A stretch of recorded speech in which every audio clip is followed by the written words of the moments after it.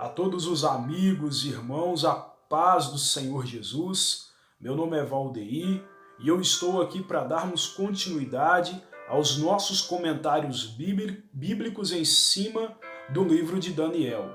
Esse hoje será o nosso 6º vídeo, mas caso você ainda não tenha assistido, entre aí no canal e aproveita, se não é inscrito, se inscreve, deixa aí o seu comentário, suas sugestões, participa conosco aí dessa interação aí das redes sociais, amém? Queridos, o nosso comentário de hoje no capítulo de número 6 trata-se de um capítulo muito bem conhecido, pois é o episódio, o período no qual Daniel vai ser jogado na cova dos leões. Eu vou fazer uma breve leitura aqui dos versículos finais e depois volto para nós comentarmos todo o capítulo, e tem muita coisa edificante aí para as nossas vidas nessa oportunidade. O versículo de número 25 do capítulo de número 6 vai nos dizer assim, ó: Então o rei Dário escreveu a todos os povos, nações e gente de diferentes línguas que moram em toda a terra. A paz vos seja multiplicada. Da minha parte é feito um decreto, pelo qual em todo o domínio do meu reino os homens tremam e temam perante o Deus de Daniel, porque ele é o Deus vivo e para sempre permanente, e o seu reino não se pode destruir, e o seu domínio é até ao fim. Ele livra e salva, opera sinais e maravilhas no céu e na terra. Ele livrou Daniel do poder dos leões. Este Daniel, pois, prosperou no reinado de Dário e no reinado de Ciro, o persa. Queridos, presta atenção aqui. O capítulo de número 6, ele demonstra que inicia agora um novo reinado sobre a Babilônia. Nos capítulos anteriores, quem governava a Babilônia era a dinastia de Nabucodonosor. Nabucodonosor e depois seu descendente.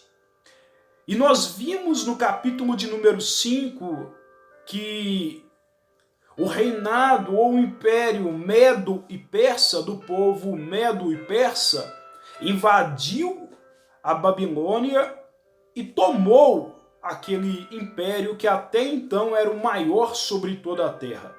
Sendo assim agora, o maior império passa a ser o império medo e persa. E quando Dário ele tomou a Babilônia, ele constituiu sobre a Babilônia alguns presidentes, 120 presidentes, e colocou 3 governadores para que tomassem conta de todos esses 120 presidentes.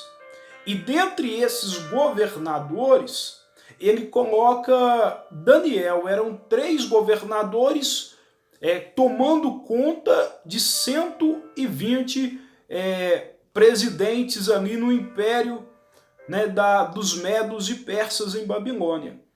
Daniel ele vai se destacar. A Bíblia vai dizer que havia em Daniel um espírito excelente. Dário observa a Daniel, observa os seus governantes ali, e ele vê que tudo que Daniel faz é de uma forma excelente, é de uma forma diferente. Então, entre aqueles 3 governadores, ele decide que vai colocar Daniel acima deles também. Porque aquilo que Daniel fazia, ele fazia de uma maneira excelente. Ele era alguém que se dedicava, que se empenhava, que colocava ali sobre tudo quanto ele estava fazendo, uma dedicação que fazia ele sobressair sobre os demais. Sendo assim, Dário decide então colocar Daniel acima desses outros dois governantes, eram três, Daniel era um deles. Então agora, o propósito de Dário, o imperador ali, é de colocar Daniel para tomar conta desses dois governadores e de todos os outros 120 presidentes que estavam sobre o Império Medo e Persa em Babilônia. Então, queridos, é aí que vai começar toda a razão e causa, motivo pelo qual Daniel vai ser jogado dentro de uma cova de leões. O rei gosta de Daniel. O rei admira o serviço de Daniel. Ele percebe que em Daniel tem um espírito de excelência, porque tudo o que ele faz é excelente. Então, aqueles homens que até então estavam no mesmo nível de Daniel, eles vão tramar, eles vão conspirar, porque eles não querem aceitar que Daniel esteja em uma posição a qual eles vão ter que prestar contas para Daniel. Mas quem havia determinado colocar Daniel nesse cargo era o próprio rei. Só que isso vai despertar dentro daqueles companheiros de trabalho de Daniel uma inveja tamanha com a qual eles vão manipular o rei, eles vão criar todo um cenário, vão persuadir o rei a criar um decreto, porque quando eles observam a vida de Daniel, eles veem a integridade de Daniel. Daniel não tinha algo pelo qual pudesse ser acusado, porque ele andava corretamente, ele vivia corretamente. Então, eles observam que Daniel crê em um Deus único, diferente deles que acreditavam em vários deuses. Eles então observam que Daniel orava por várias vezes ao dia. Então eles concluem: vamos criar algo, vamos elaborar um decreto pelo qual Daniel venha ser pego naquilo o qual ele não abandona, que é o Deus dele, a fé que ele tem no seu Deus. Então, queridos, estes homens manipulam o rei Dário, o imperador Dário, para que esse fizesse uma lei, achando que aquela lei que ele estava sancionando estava no consentimento de Daniel, porém não estava. Aqueles homens mentem para o rei, aqueles homens manipulam ao rei Dário. Então essa lei era que ninguém no seu reinado, ninguém ali nas suas proximidades, ou ninguém no seu império, fizessem orações a nenhum outro Deus, mas que fizessem orações somente a ele por um espaço de 30 dias. Veja bem, aqueles homens observaram bem Daniel, viram que Daniel orava, então eles vão ao rei a fim de derrubar Daniel, fazendo com que fosse criado um decreto, o qual ninguém poderia fazer oração a Deus. As pessoas deveriam fazer orações ao imperador Dário e não a Deus. Pois bem, Dário, talvez na sua vaidade, deixou aquilo subir no seu coração, achou aquilo bom, achou aquilo legal, ele sanciona esse decreto com o seu anel, selando, e quando um imperador medo e persa decretava algo, nem ele mesmo poderia voltar atrás para revogar o que ele havia decretado, tinha que se cumprir. Então, estava tudo armado para pegar Daniel. Daniel fica sabendo daquilo, queridos, mas ele sabe que já não há mais nada que possa ser feito. E mesmo assim, ele mantém a sua regularidade na oração. Ele vai para o seu quarto, ele dobra os seus joelhos, ele ergue as suas mãos. Não sei exatamente como ele se portava no seu momento de oração, mas ele ora a Deus, não uma, não duas, mas 3 vezes ao dia, cita a Bíblia Sagrada, que ele orava a Deus. e as janelas do quarto abertas. Ele orava a Deus. Os seus inimigos já sabiam que ele não iria deixar o seu lugar de oração.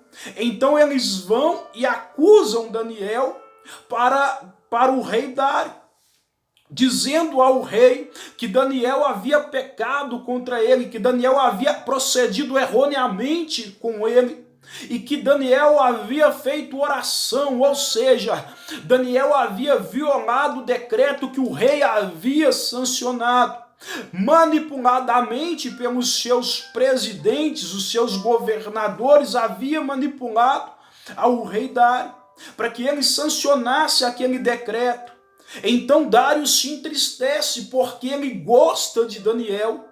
Ele é imperador, ele gosta. Ele queria constituir Daniel sobre a chefia desses homens. E esses homens, por inveja, tramaram toda essa situação contra Daniel. Dário quer tentar livrar Daniel, porém, queridos, diz a Bíblia Sagrada que ele não pode revogar um decreto que ele fez. Era a palavra dele que estava imposta.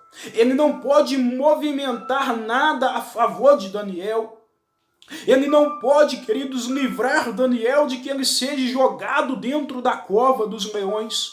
Diz a Bíblia Sagrada, queridos, que Dário chama Daniel e diz para ele: Daniel, que o Deus a quem você serve, ele possa te livrar do poder dos leões. Eles pegam um homem de aproximadamente mais de 80 anos de idade, levam esse homem para dentro de um lugar, uma cova cheia, ou uma cova contendo leões. Eles colocam Daniel dentro dessa cova com leões, fecham aquela cova, e os inimigos de Daniel aqui fora, eles acham: acabamos com Daniel. Acabamos com aquele que seria colocado um nível a mais do que nós. Dário, a Bíblia vai dizer que ele gostava tanto de Daniel que ele passa a noite inteira jejuando, pedindo para que Daniel fosse livre do poder dos leões. Nós estamos falando, querido, de um predador natural, de um animal que tem uma força maior que um ser humano, ainda mais um ser humano de mais de 80 anos. Daniel é colocado naquele lugar para ser despedaçado, para ser morto. Porém, diz a Bíblia Sagrada, aqui no capítulo de número 6, que Deus enviou um anjo e o anjo fechou a boca do leão. O anjo não permitiu que aquele leão causasse um dano sequer ao teu servo Daniel. Deus não permitiu, queridos, que aquele leão tragasse, consumisse, destruísse a vida de Daniel. Diz a Bíblia Sagrada que o rei Dário vem no final do dia, ou no amanhecer, melhor dizendo.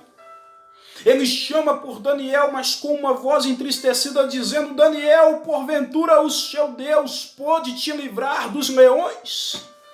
E Daniel, queridos, para a glória de Deus, responde lá de dentro: ó rei, Deus me livrou, porque Deus sabe que eu não pequei, que eu não errei, que eu não fiz nada contra o rei.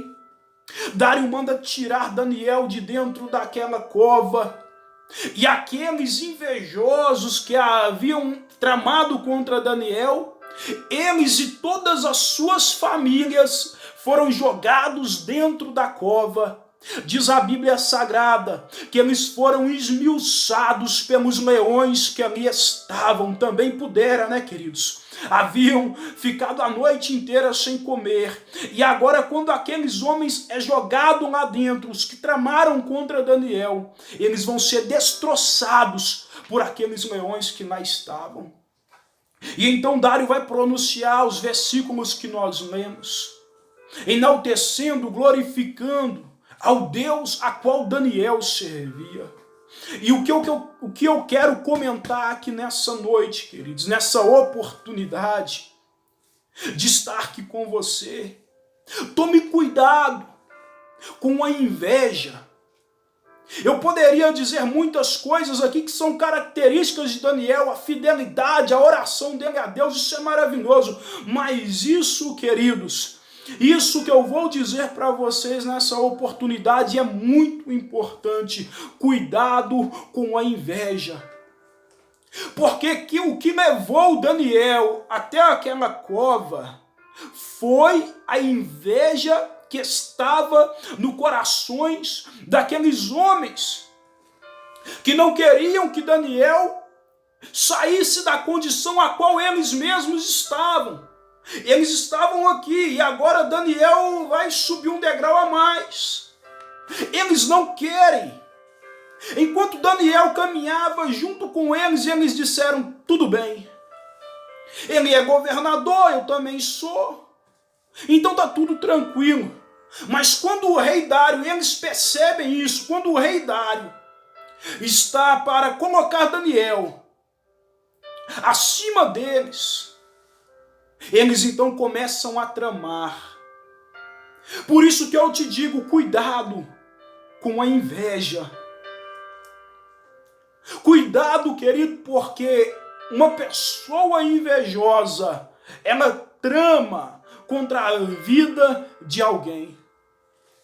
Existem pessoas que não suportam ver você melhorar um pouco de vida. Se o seu padrão de vida for melhor do que o que ela tem, ela se incomoda com aquilo, ela inveja aquilo e aquilo faz ela tramar contra a sua própria vida. Daniel estava, querido, sendo visto, observado, tanto pelo rei quanto por esses outros homens. Então, querido, cuidado. Meu comentário aqui é em cima disso, cuidado com a inveja. Tem pessoas que não querem ver você crescer. Tem pessoas que não querem ver você prosperar, seja na sua faculdade, seja nos seus negócios, seja na sua vida matrimonial. Tem pessoas, querido, que estão olhando para você, meu filho, e estão de olho em você, dizendo, se ele sair do mesmo nível que eu estou aqui, eu vou tramar contra a vida dele, eu vou planejar contra a vida dele. Não pense que um invejoso, querido, vai se contentar em ficar nas redes sociais simplesmente olhando você. Não. Eles vão tramar contra a sua vida. Eles vão querer roubar, destruir aquilo que você conquistou com trabalho, com esforço, com dedicação. Porque o que Daniel estava alcançando ali não era porque ele era queridinho, não era porque ele era favorecido, não. Mas sim porque, querido, ele fazia de uma forma excelente. E isso fez com que aqueles homens tramassem contra a vida dele. E tem pessoas que por você estar melhorando, por você estar alcançando, por você estar tendo um ministério abençoado, elas tramam para destruir a sua vida. A Bíblia vai dizer, querido, porque o invejoso faz isso. O invejoso, ele gosta de manipular pessoas. E não era qualquer pessoa que era o imperador, era o rei Medo e Persa. Eles conseguem de uma forma ardilosa manipular o rei para que o rei construísse um decreto sobre o qual Daniel seria penalizado sem que o rei soubesse. O invejoso, querido, ele faz isso. Ele manipula pessoas contra você, ele manipula situações contra você, ele cria algo sabendo que daquilo você não vai poder escapar, porque isso é característica de gente invejosa, de manipular os outros para poder te atacar, fazendo os outros acreditarem que você é uma coisa que você não é, que você fez algo que você não fez. Manipulam situações, pessoas para atingir a sua vida, para destruir a sua vida. Por isso, cuidado com o invejoso. Cuidado com aquelas pessoas que têm dificuldade de se alegrar com você. que tem dificuldade de reconhecer que você, querido, correu atrás, que você se dedicou para ter o carro, quem sabe que você tem. Mas quantas pessoas não olham e dizem, por que que ele tem e eu não tenho? Por que que ele tem aquela casa e eu não tenho? Por que que ela tem o respeito do seu marido e eu não tenho?